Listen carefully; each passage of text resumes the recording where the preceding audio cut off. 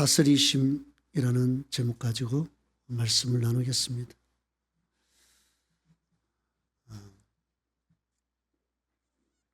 어떤 성도님께서 목사님, 나홈서의 말씀을 한 번도 그 말씀을 주제로 한 설교 말씀을 들어본 적이 없는 것 같은데 한번 전해주시면 안 될까요? 라는 부탁 말씀이 있으셔서 제가 지난주에 나홈서를 통해서 말씀을 나눴습니다. 그런데 가만히 보니까 이 오바댜도 한 번도 제가 말씀을 전한 적이 없더라고요. 그래서 이왕 그럴 것 같으면 오바댜도 한번 말씀을 전하자 해서 오늘 이 오바댜 말씀을 준비하게 됐습니다. 이 오바댜서는 구약 성경에서 가장 짧은 성경입니다. 한 장으로 되어 있고 21절로 되어 있습니다. 그러니까 여러분, 성경 읽는 게 쉽지 않으신 분은 구약 성경 중에 한 권을 내가 반드시 읽고 싶다. 그러면 오바댜서를 읽으면 한 권을 읽는 거예요. 오늘 여러분은 한 권을 다 읽은 겁니다. 놀랍죠? 이제 우리가 구약 성경 한 권을 다 읽었으니까 이것을 계기로 해서 내가 성경을 좀 더 열심히 읽어야 되겠다라는 어떤 이 도전을 받으시는 시간이 되시기를 바라겠습니다. 특별히 기도가 힘드신 분, 또 삶에 문제가 있으신 분, 또 기도 응답 받기를 원하시는 분, 또 몸이 건강해지기를 원하시는 분은 주무시기 전에 무조건 시편을 30분씩 1편부터 소리내어서 읽으시기 바랍니다. 시편은 그 자체가 기도입니다. 시편은요, 무려 그 기록된 기간이 1000년입니다. 구약 성경과 신약 성경의 기록 연대가 총합하여서 1600년이죠. 그런데 이 시편은 1000년에 걸쳐서 완성된 성경입니다. 그런데 그 1000년에 걸쳐서 완성된 시편은 다 기도입니다. 기도의 시예요. 그러니까 성령의 감동을 받은 사람들이 하나님 앞에서 기도로 나간 것, 이것을 시편을 만들어서 구약에서 또 신약에서도 성도들이 그것을 예배 때마다 읽고, 또 예배 때뿐만 아니라 유대인들은 하루에 3번씩 기도했습니다. 아침, 점심, 저녁으로. 기도할 때 이 시편을 가지고 그들이 기도를 했습니다. 그러니까 이 시편은요, 대단히 영적인, 그러니까 성경 전체가 다 하나님의 영감으로 기록되어 있지만, 그러나 가장 영적인 성경은 시편입니다. 왜냐하면 예수님에 관한 그 모든 구약의 예언의 말씀을 가장 많이 기록한 것이 시편입니다. 그러니까 신약 성경에서 구약을 많이 인용했잖아요. 그런데 가장 많이 인용한 것이 시편이에요. 구약을 가장 많이 인용한 것이 신약 성경에서 시편입니다. 3분의 1이 시편의 말씀을 신약에서 인용을 했습니다. 그러니까 이 시편의 말씀이 그 정도로 영적인 어떤 깊이가 있다는 것을 신약 성경이 증명하고 있는 거예요. 그래서 이 시편을 읽는 자체가 바로 내가 하나님 앞에서 신령한 기도를 드리는 것입니다. 시편에는 우리를 인도해 달라는 기도가 있고, 시편에는 질병에서 고쳐달라는 기도가 있고, 시편에는 절망 가운데 있는 사람이 절망에서 벗어날 수 있도록 기도하는 기도 내용이 있고, 시편에는 마음이 힘든 사람이 어떻게 그 마음을 이겨나갈 것인가를 하나님 앞에 기도하는 기도 내용이 있습니다. 그러니까 오늘날 우리가 겪고 있는 많은 일들, 마음의 무거운 짐, 또 질병의 문제, 미래에 관한 것, 또 여러 가지 삶의 하나님의 인도를 받고 싶은 것, 이게 다 시편에 집약되어 있는 겁니다. 그 기도가 시편인 거예요. 그러니까 내가 어떤 기도를 해야 될지 모르겠다, 내가 어떻게 하나님 앞에 기도로 나갈지 모르겠다, 그러면 무조건 시편을 읽으십시오. 그것도 소리내어서. 왜 소리내어서 읽으라고 하냐면, 내가 소리내서 읽을 때에 그걸 누가 듣습니까? 내가 들어요. 믿음은 들음에서 나거든요. 그러니까 내가 말하고 내가 그것을 듣고 들으니까 마음의 동기가 생기고 그래서 내가 삶으로 행하게 되는 것입니다. 요한계시록 1장에 보면 하나님 앞에서 복을 받는 사람이 누굽니까? 그 말씀을 읽는 자와 듣는 자와 그 가운데 기록된 것을 지키는 자가 복이 있다고 그랬습니다. 그러니까 내가 읽을 때 복이 있고 그걸 내가 들을 때 복이 있고 듣다 보면 또 내가 그것을 통해서 동기부여가 되니까 행하게 될 거 아닙니까? 그러니까 복이 임하는 거예요. 그래서 성경 읽을 때는 말씀을 소리내서 읽는 것이 중요한데 특별히 시편은 더 그렇습니다. 그래서 내가 몸이 좀 불편하고 또 내가 특히 잠을 못 주무신다? 시편을 읽으세요. 주무시기 전에. 1시간을 읽으시면 더 좋고 아무리 못 읽어도 30분 정도를 읽으십시오. 제가 이제 결론 부분에서 다시 시편을 좀 언급해 드리겠습니다. 자, 서두에서 말씀드렸듯이 오바댜서는 한 장으로 되어 있고 21절로 되어 있다고 말씀을 드렸습니다. 성경 읽기가 어려운 분들은 당장 구약성경에서 오바댜서를 읽으면서 한 권을 다 읽었다. 이 동기부여를 통해서 계속 읽으시면 된다라고 제가 말씀을 드렸죠. 그런데 왜 이렇게 작은 분량의 이 한 장짜리가 그 엄중한 성경에 포함될 수 있었을까요? 도대체 오바댜서가 어떤 의미가 있길래 이 한 장짜리 분량의 성경이 필요해서 구약 성경에 하나님께서 수록해 놓으셨을까요? 이 오바다라는 이름의 뜻은 여호와의 종이라는 뜻입니다. 그리고 이 기록 시기는 주전 586년, 그러니까 남유다가 바벨론에 망하고 난 그 직후에 이 오바댜서가 기록됐다라고 추정을 하고 있습니다. 그런데 이 핵심 내용은 뭐냐면 에돔을 향한 심판의 하나님의 심판입니다. 에돔을 향한 하나님의 심판이 이 오바댜서의 핵심 내용이에요. 그 이유가 10절에 나와 있습니다. 우리 10절 읽어봅시다. 시작. 내가 내 형제 야곱에게 행한 포악으로 말미암아 부끄러움을 당하고 영원히 멸절되리라. 예. 이삭이 리브가를 통해서 쌍둥이를 낳았죠. 그게 누굽니까? 에서와 야곱이죠. 에서도 한 민족을 이루고 야곱도 한 민족을 이룹니다. 에서가 이룬 민족이 에돔이고 야곱을 통해서 이룬 민족이 이스라엘이죠. 그러니까 이 에돔 사람들과 이스라엘 사람들은 한 뿌리에서 나온 겁니다. 그러니까 형제지간이에요. 그래서 10절에 내가 내 형제 야곱에게 행한 포악으로 말미암아 부끄러움을 당하고 영원히 멸절되리라 이렇게 말씀하신 겁니다. 에돔 너희는 유다의 형제가 아니냐? 그런데 그 형제가 망할 때 너희들이 포악한 일을 행해? 그러니까 너희는 심판을 받아야 돼. 이게 바로 오바댜서예요. 이 남유다가 바벨론에 망하게 됐을 때에 에돔 족속들은 기뻐했습니다. 춤을 췄어요. 그리고 아주 패역한 짓을 했습니다. 하나님은 그것을 결코 좌시하지 않으셨죠. 잠언서 24장 17절 18절은 이렇게 말씀하고 있습니다. 우리 한번 찾아봅시다.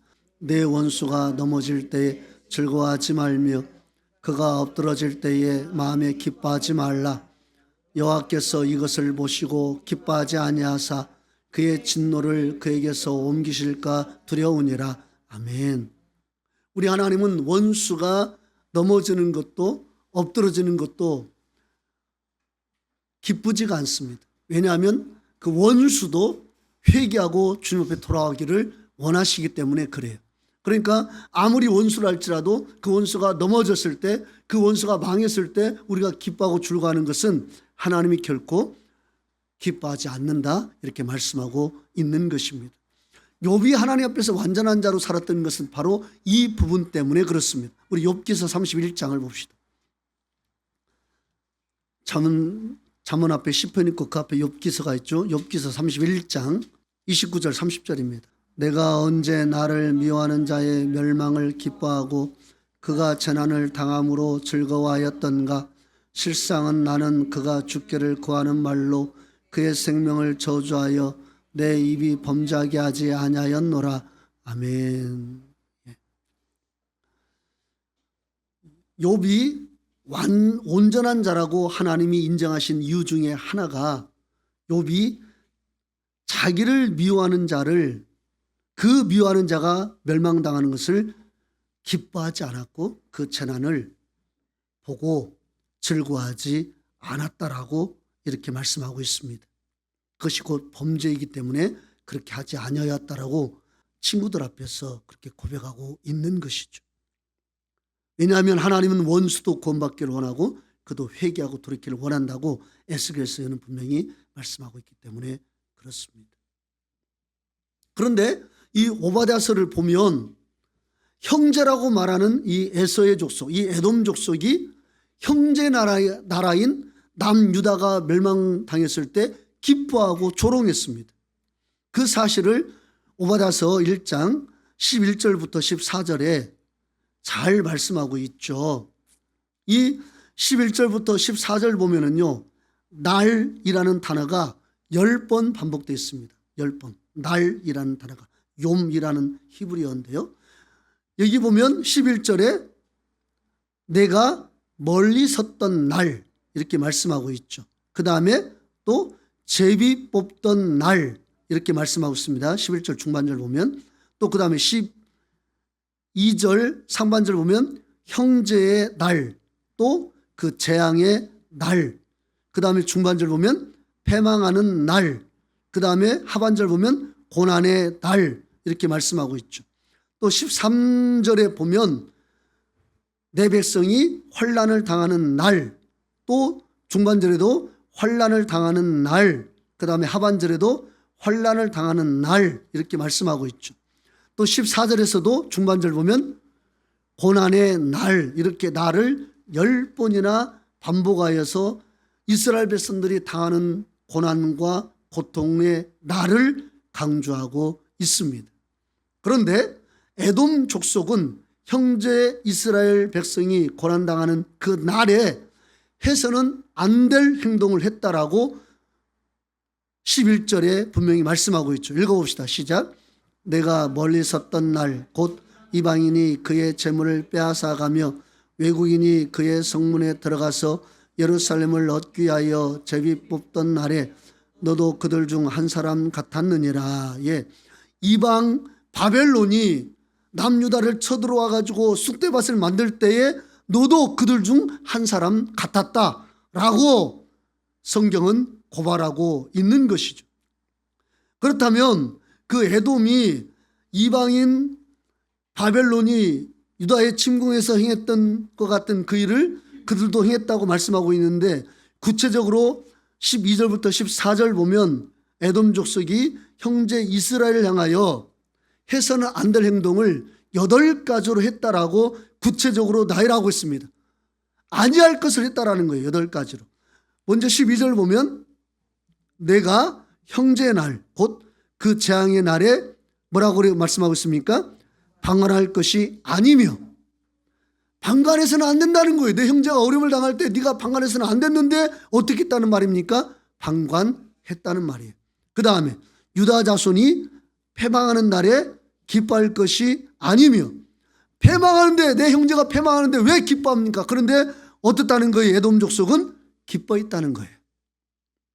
그 다음에 그 고난의 날에 내가 입을 크게 벌릴 것이 아니며, 해서는 안 된다는데 조롱하며 입을 크게 벌렸다는 거예요. 그 다음에 13절에 내 백성이 환난을 당하는 날에 내가 그 성문에 들어가지 않을 것이며, 환난을 당할 때 그 불탄 성문으로 들어가서 그들이 거기에서 오히려 그 백성이 환난 당하는 것을 보고 조롱하는 거예요. 그 다음에 환난을 당하는 날에 내가 그 고난을 방관하지 않을 것이며, 왜? 방관해서는 안 되죠. 왜? 형제니까. 그런데 방관하면서 비웃고 있습니다. 환난을 당하는 날에 내가 그 재물에 손을 대지 않을 것이며, 그런데 그들이 어떻게 합니까? 형제 유다가 환난을 당하니까 그 틈을 타서 재물에 손을 댑니다. 그 다음에 14절에요. 내 거리에 서서 그 도망하는 자를 막지 않을 것이며, 그런데 그들이 어떻게 합니까? 막는 거예요. 도망가지 못하게. 죽어라 이거예요. 그 다음에 고난의 날에 그 남은 자를 원수에게 넘기지 않을 것이니라. 그런데 에서는 어떻게 했습니까? 이 에돔 족속은 넘겼어요. 원수들에게. 뿐만 아니라 에스겔서 36장 5절 보면 이렇게 말씀하고 있습니다. 주 여호와께서 이같이 말씀하시기를 내가 진실로 내 맹렬한 질투로 남아있는 이방인과 에돔 온 땅을 쳐서 말하였노니 이는 그들이 심히 즐거워하는 마음과 멸시하는 심령으로 내 땅을 빼앗아 노략하여 자기 소유를 삼았음이라. 예, 형제 남유다가 망할 때에 그들이 심히 즐거워하며 멸시하는 심령으로 오히려 그 땅을 빼앗고 노력하고 자기 소유로 삼았다라고 하나님이 에돔을 고발하고 있는 것이죠. 실제로 남유다가 바벨론에 의해 망할 때 에돔 족속이 이 유다 남부 성읍을 약탈하고 그 땅을 차지했습니다. 형제가 어려움 당할 때 오히려 그 형제의 땅을 침략해서 약탈하고 괴롭히고 조롱하고 멸시했던 그 에돔, 그래서 하나님이 그 땅을 심판하시겠다 이렇게 말씀하고 있습니다. 자, 그럼 한번 생각해 봅시다. 도대체 에돔이 얼마나 간이 부었으면 그렇게 하나님 앞에서 자기 마음대로 자기 형제를 그렇게 능욕을 보일 수 있을까요? 그들이 왜 그렇게 교만할까요? 그들이 왜 이렇게 그렇게 아무렇지도 않게 하나님이 없는 것처럼 행동할까요? 그것은요, 그들이 사는 지역에 그 이유가 있습니다. 그들이 사는 것이 그들을 그렇게 교만하게 만들었어요. 우리 3절 봅시다. 오바댜 3절 읽어보겠습니다. 시작. 너의 마음의 교만이 너를 속였도다. 바위 틈에 거주하며 높은 곳에 사는 자여, 내가 마음에 이르기를 누가 능히 나를 땅에 끌어내리겠느냐 하니. 예. 그들은 바위 틈에 거주하고 높은 곳에 살았습니다. 실제로요, 집에 돌아가셔서 이 페트라라는 곳을 한번 찾아보십시오. 그러면은 그곳이 이 페트라는 에돔 족속의 수도였는데요. 그것이 지금 요르단에 있습니다. 그 화보를 보면 이렇게 협곡으로 되어 있고 양 옆에는 아주 귀한 궤석이 이렇게 높이 솟아 있습니다. 그러니까 한 이 정도 거리로 그 양 옆으로 그냥 하늘처럼 높이 바위가 그 양옆을 다 가리고 있어요. 덮고 있습니다. 그래서 이 에돔이라는 나라를 다른 나라에서 만약에 치러 올라가려면 그 3km 구간을 그 좁은 길로 병사들이 그쪽으로 가야 돼요. 거기로 그 나라를 치러 가야 됩니다. 그러니까 한 100명만 있어도 그 침략하는 그 나라들을 다 무찌를 수가 있어요. 왜? 너무나 좁은 곳으로 그들이 에돔을 무너뜨리기 위해서 와야 되니까. 그런데 그게 쉽습니까? 어렵죠.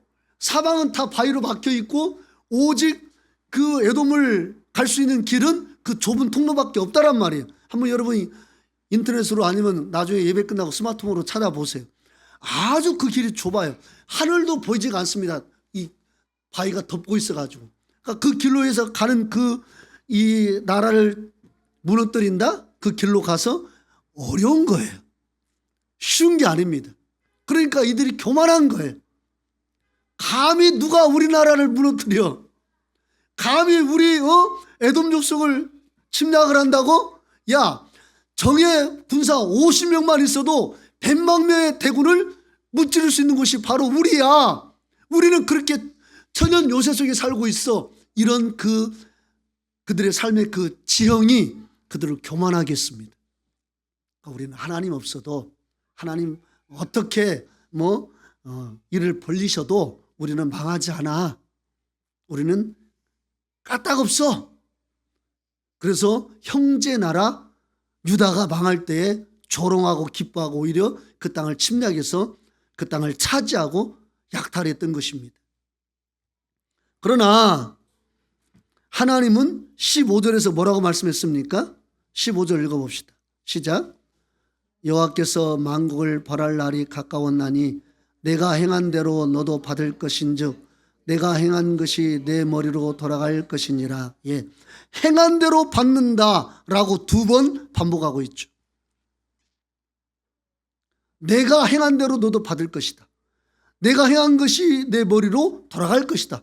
행한 대로 된다라고 2번 반복하고 있습니다. 지금 역사상 이스라엘은 존속하고 있지만 에돔이라는 나라는 이 세상에 없습니다. 그 천연 요새에 살았던 에돔 족속은 지금 이 땅에 존재하지 않아요. 그러나 하나님이 내 백성은 영원히 있으리라 말씀했던 그 이스라엘 나라는 지금 여전히 있습니까? 없습니까? 있죠. 지금 이스라엘 나라의 총리가 베냐민 후손입니다. 그래서 베냐민 뭐라고 이렇게 말을 하죠. 네타냐후인가? 그렇죠. 예. 베냐민 네타냐후. 그러니까 베냐민 족속이에요. 이스라엘 나라는 지금도 있지만 그렇게 우리나라처럼 강대국 사이에 끼어 있어서 완전히 외세에 꼼짝없이 당할 수밖에 없는 그 길목에 있는 나라였지만 하나님이 영원히 있으리라고 하면 그 나라는 영원히 있는 거예요. 그러나 아무리 바위 틈에 요새에 거하는 그 에돔 족속이라 할지라도 망한다 하면 그 나라는 반드시 망하는 것입니다. 그게 지금 역사가 증명하고 있는 거예요. 실제로 역사 속에서 많은 강대국의 침공을 받았고 결국 그 나라는 사라졌습니다. 하나님은 교만해서 형제 어려움 앞에 자기의 환경과 조건을 믿고 교만의 씨를 뿌렸던 그들, 형제를 향해서 비웃고 조롱했던 그들, 형제 재물을 탈취한 그 에돔 족속은 역사에서 지워버리시고 이스라엘 백성은 회복시키신다고 17절부터 21절까지 약속하셨고 그 약속은 그대로 이루어졌습니다. 특별히 19절 한번 읽어볼까요? 19절 읽어봅시다. 시작. 그들이 네겝과 에서의 산과 평지와 블레셋을 얻을 것이요 또 그들이 에브라임의 들과 사마리아의 들을 얻을 것이며 베냐민은 길앗을 얻을 것이며. 예. 무슨 말입니까? 유다 백성이 다시 바벨론에서 포로로 있다가 돌아올 때에 에돔에게 빼앗긴 땅을 회복할 뿐만 아니라 에돔까지도 차지할 것이다. 이렇게 말씀하고 있죠. 에서의 산과 평지와 블레셋을 얻을 것이 이렇게 말씀하고 있잖아요. 그러니까 하나님의 백성을 괴롭히는 나라는 언젠가 반드시 하나님께서 망하게 하시지만 하나님의 백성은 하나님께서 회복시키시는데 그 회복이 예전 수준의 회복이 아니라 더 나은 수준으로 이제 에서의 그 땅까지 하나님께서 이스라엘 나라에게 주시겠다고 말씀하고 있죠. 그러니까 하나님의 회복은요, 우리가 그냥 예전의 그 상태로 회복하는 것이 아니라 그 더 나은, 더 온전한 회복으로 주님께서 당신의 백성을 회복시키신다는 것을 알 수가 있습니다. 왜 그렇습니까? 하나님의 다스림 속에서 모든 것들은 이루어지기 때문에 그렇습니다. 그래서 15절 보면은요, 에서의 그 에돔의 멸망을 이야기하다가 갑자기 15절 보면 여호와께서 어떻게 말씀하고 있어요? 만국을 벌할 날이 가까웠나니. 갑자기 에돔으로 시작해서 만국으로 확대됩니다. 왜 만국을 벌하겠다고 말씀하십니까? 21절 읽어보세요. 시작. 구원받은 자들이 시온산에 올라와서 에서의 산을 심판하리니 나라가 여호와께 속하리라. 아멘. 나라가 우리 하나님께 속해 있기 때문에 하나님이 만국을 벌하시는 것입니다. 만국을 다스리시는 분은 누굽니까? 하나님이. 믿으십니까? 왜? 모든 나라가 우리 하나님께 속해 있기 때문에 그렇다고 성경은 말씀하고 있습니다.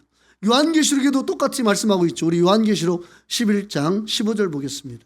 일곱째 천사가 나팔을 불매 하늘에 큰 음성들이 나서 이르되 세상 나라가 우리 주와 그의 그리스도의 나라가 되어 그가 세세토록 왕노릇 하시리로다 하니. 아멘.